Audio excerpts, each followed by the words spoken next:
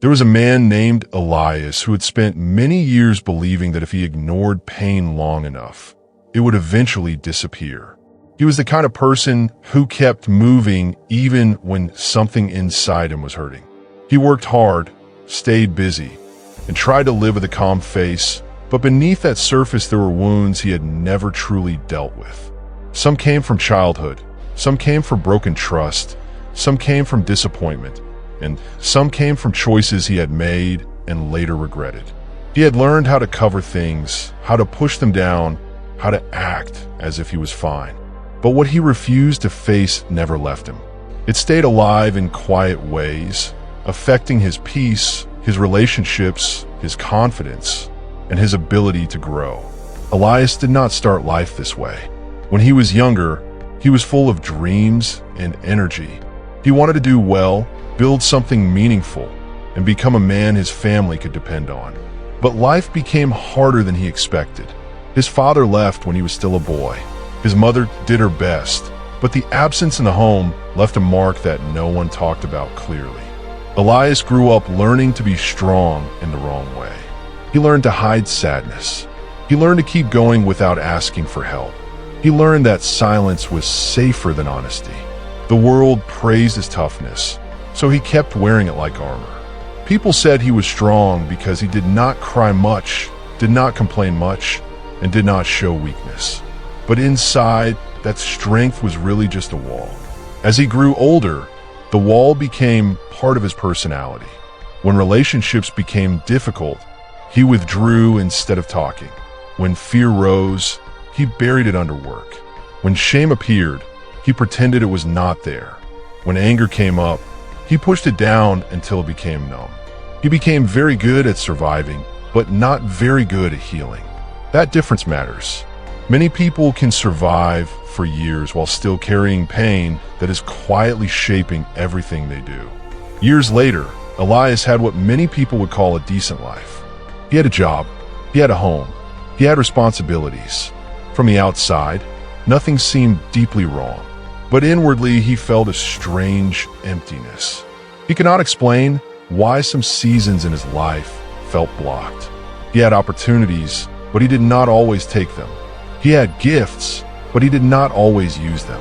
He had moments when blessings seemed close, but he would suddenly feel restless, confused, or afraid, and then step away from what was good for him. He began to wonder why every time his life seemed ready to rise, something invisible seemed to pull him backward. He did not understand that the thing resisting his overflow was not always outside of him. Sometimes the biggest resistance lives inside the heart. The first sign came in a small way. Elias was passed over for promotion at work. It stung, but he did not show it. Instead of asking what he might improve or where he needed to grow, he told himself that people always favored others. That thought gave him temporary comfort because it let him avoid a deeper question. Was there something in him that was resisting growth? Was there something unresolved that kept showing up in his attitude, his patience, and his decisions? He did not want to ask that question because honest questions often lead to uncomfortable answers. Then a friendship began to strain. A close friend tried to talk to him about how distant and defensive he had become. Elias listened only halfway. He felt attacked, even though the words were meant to help him. He shut down, said little, and then slowly drifted away from the friendship instead of facing what needed attention. It was easier to lose a connection than to look closely at what was broken inside him. That was another form of refusal. He was refusing to face what life was trying to reveal. The same thing happened in his family. A younger sibling asked him why he always seemed present but emotionally far away. Elias had no answer. He was not far away because he did not care. He was far away because he had never learned how to remain open when pain entered the room. He had built his life around avoidance, and avoidance has a cost. It may protect you from an immediate wound, but over time it blocks the deeper flow of peace, intimacy, wisdom, and purpose. One evening, after a long day, Elias sat alone in his room and stared at the wall. The room was quiet. Nothing dramatic had happened. But in that silence, he became aware of how tired he really was. He was tired of pretending, tired of carrying old disappointments, tired of living from one distraction to another, tired of feeling close to breakthrough, but never fully stepping into it. He was tired in his spirit in a way that sleep could not fix. The room felt still enough for a truth he had been avoiding to rise to the surface. He remembered moments from his past that he had worked hard to forget. He remembered the loneliness of being a child who did not know why his father stayed away. He remembered the humiliation of being laughed at when he asked for help. He remembered the anger he felt when people promised support and then disappeared. He remembered the secret shame he carried after a choice he made years earlier that hurt someone he cared about. He had never truly dealt with any of it. He had only buried it under activity and distance. But buried pain does not stay buried forever. It keeps speaking in the way a person sees life, trusts others, handles pressure, and receives blessing. That night, he felt something deeper than sadness. He felt conviction, not condemnation, but conviction.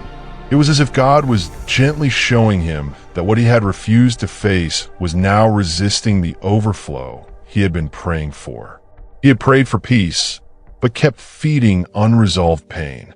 He had prayed for growth, but kept avoiding the truth. He had prayed for a new season, but stayed connected to old wounds. He realized that overflow does not come to a heart that is always locked. A full flow of blessing requires an open inner life. What remains hidden in darkness often blocks what is trying to enter in light. This truth did not come with shame. It came with mercy. For the first time in a long time, Elias understood that God was not exposing him to destroy him. God was revealing him to heal him. That difference changed everything. He had always thought that facing painful things would make him weaker. Now he began to see that refusing to face them had already made him weaker. Avoidance had not saved him. It had limited him. It had kept him stuck in a place where he could not fully receive the life God wanted to bring. The next morning, he woke up with a new seriousness. He did not feel magically fixed. He still felt guarded. He still felt the old instinct to keep things buried. But there was now a light inside him that would not go away. He began to ask himself honest questions. What have I been avoiding? Why do I shut down when someone gets close? Why do I become defensive when correction comes? Why do I keep delaying the hard conversations that would actually help me? Why do I keep asking God for more while refusing to address the things that are blocking me from receiving more? These were not comfortable questions, but they were necessary. He began to understand that divine overflow is not just about money, opportunity, or visible success. It is also about peace, clarity, joy, purpose, wisdom, and healthy connection. A person can have outer progress and still be blocked inwardly. That was his condition. He had wanted the fruit without tending the root. He had wanted an increase without surrender. He had wanted healing without honesty.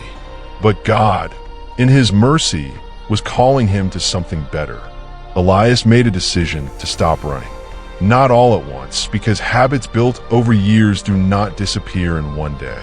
But he chose to begin. He sat with his pain instead of immediately distracting himself from it. He wrote down memories he had avoided for years. He admitted things he had minimized. He spoke to a trusted mentor about the grief he had carried. He reached out to a family member he had been avoiding because of old tension. He began to see that truth, though painful, has the power to break the grip of hidden resistance. The first conversations were hard. His voice shook. He had to stop and breathe several times. Old shame tried to rise and tell him to retreat. But each time he stayed, something inside him loosened. He realized that avoidance had made the pain larger than it was. Facing it did not destroy him. It weakened its power over him. That was one of the greatest discoveries of his life. What we fear often grows stronger in silence, but weaker in truth. He also began to see how his past pain had shaped his present patterns. He understood why he struggled to trust. He understood why he often expected disappointment before good news could settle in. He understood why he sometimes pushed away people who were kind to him. He understood why he worked so hard to appear fine. He saw that these patterns were not random. They were rooted in old fear. And fear, if left alone, can quietly become a way of life. But fear is not destiny. It can be confronted, named, and replaced. As Elias faced these things, he noticed a change in his prayers. Before, his prayers were often short and urgent. He asked God to fix things quickly. He wanted relief without process. Now his prayers became more honest. He asked God to show him what he had been avoiding. He asked for strength to stay with the truth. He asked for healing in places he had covered for too long. He asked for help to become a man who could carry blessing without resistance. He stopped praying only for overflow and began praying for the inner space needed to hold it. That kind of prayer changed him. It made him calmer. It made him slower to react and quicker to listen. He began noticing things he had ignored before. He noticed when he was shutting down emotionally. He noticed when old anger was trying to return. He noticed when fear was telling him to stay small. Instead of obeying these patterns, he learned to pause. He learned to breathe. He learned to ask what truth lay beneath the feeling. That was growth. Not perfection, but awareness. Not instant victory, but honest movement. He also became more patient with others. Since he was now facing his own hidden pain, he stopped judging people so quickly. He realized that many people look calm on the outside while carrying storms on the inside. He understood why some people are defensive, some are distant, some are closed, and some are always busy. He saw that many souls are resisting overflow because they are still avoiding what hurts. That understanding gave him compassion. It also reminded him not to return to denial himself. One day, while talking with an older man who had known hardship and healing, Elias heard words that stayed with him. The man told him that unopened wounds often become locked doors, and locked doors can keep a person from receiving what God is already ready to give. That did not mean God was unwilling. It meant the heart was unable to hold the flow because too much had been left untreated. Elias understood this deeply. He had been asking for streams of blessing while carrying stones of avoidance. The stones had to be laid down before the water could move freely. This did not mean every problem disappeared. Some wounds needed time. Some conversations needed patience. Some truths took repeated courage to face. But now he was moving in the right direction. He was no longer protecting the very things that were blocking him. He was letting truth into places that had been sealed too long, that allowed grace to do what it could not do through denial. As the months passed, the changes in Elias became visible. He was not a different person in the sense of losing who he was. He was becoming more whole. His face looked lighter. His shoulders were less tense. His voice was more steady. He became more open in relationships. He began to speak honestly instead of hiding behind silence. He apologized where needed. He forgave where he had been holding on too tightly. He started making room for joy without feeling guilty for it. He learned that healing does not make a person soft in the wrong way. It makes them stronger in the right way. The overflow he had once asked for began to appear, but not always in the form he expected. He did not receive only material changes. He received peace in his mind. He received clarity in decisions. He received restored trust in some relationships. He received energy to live with purpose. He found that once hidden resistance was addressed, movement came more naturally. He no longer had to force every step. His life began to flow. Opportunities felt less blocked because his heart was less divided. This is how God often works. He does not always pour more into a life that refuses to be honest. He first invites the heart to open. He invites the person to face what has been avoided. He does this not as shame, but to heal. Because what you refuse to face does resist your divine overflow. Not because God is withholding out of cruelty, but because hidden pain creates inner blockage. God's mercy is in the revealing. His love is in the uncovering. His purpose is in healing. Elias began sharing this with a few people who trusted him. He did not speak as a teacher above others. He spoke as a man who had lived in avoidance and learned the cost. He explained that many of us want God to fill us while we still keep closed doors inside. We want blessing, but not vulnerability. We want change, but not accountability. We want breakthroughs, but not truth. Yet divine overflow often begins when we stop protecting the pain and start bringing it into the light. That is where healing starts. That is where resistance breaks. He told them that facing pain does not mean drowning in it. It means giving it a place where it can be seen, understood, and healed. It means refusing to let old wounds continue running the mind in secret.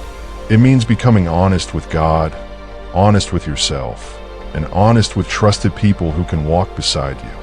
It means letting truth do what hiding never could. The more he said this, the more peace he felt, because he was speaking from a place of real freedom. The story of Elias did not end with perfection. Real life rarely does. There were still moments when old habits tried to return. There were still days when he had to choose honesty again. Healing is not a one-time event. It is a path. But now he had direction. He no longer wanted to live behind the same walls. He understood that if he kept refusing what needed to be faced, he would keep resisting the overflow God was trying to bring. That understanding made him serious about change.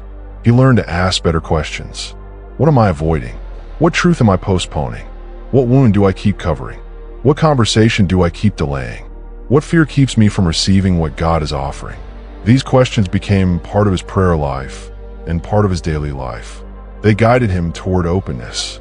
They helped him stop being ruled by what was hidden. They helped him make room for what was holy. He also learned that overflow is not only personal. It affects the people around us. When he became more whole, his family felt safer. His relationships became more honest. His work became more effective because he was less distracted by internal conflict. His life began to carry a sense of steadiness that others could feel. That too is part of divine overflow. It is not only about what enters your life. It is also about what flows through your life to others. A healed heart can become a place where peace reaches other people.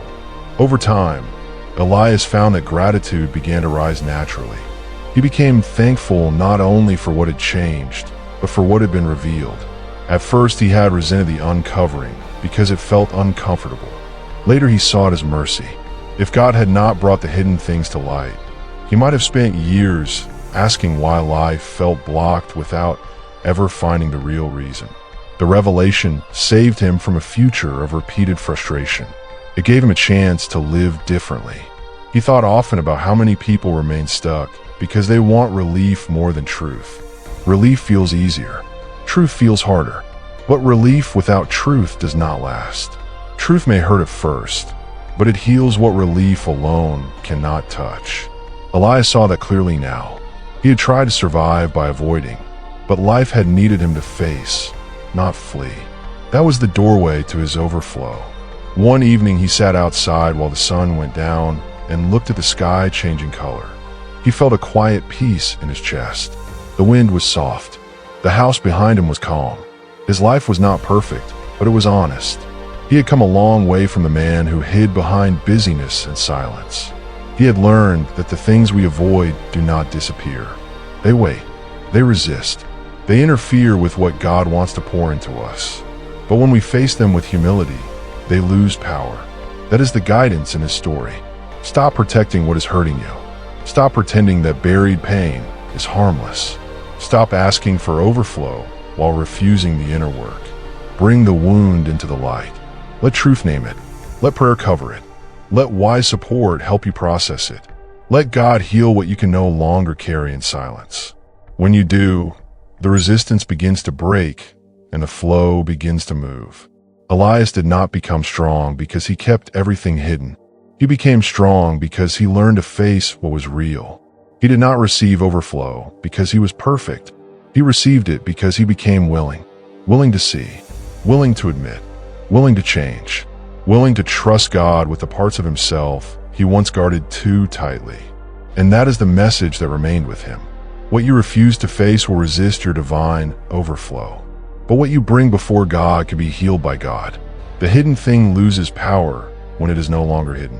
The closed heart begins to open. The blocked flow begins to move. The weight lifts. Peace returns.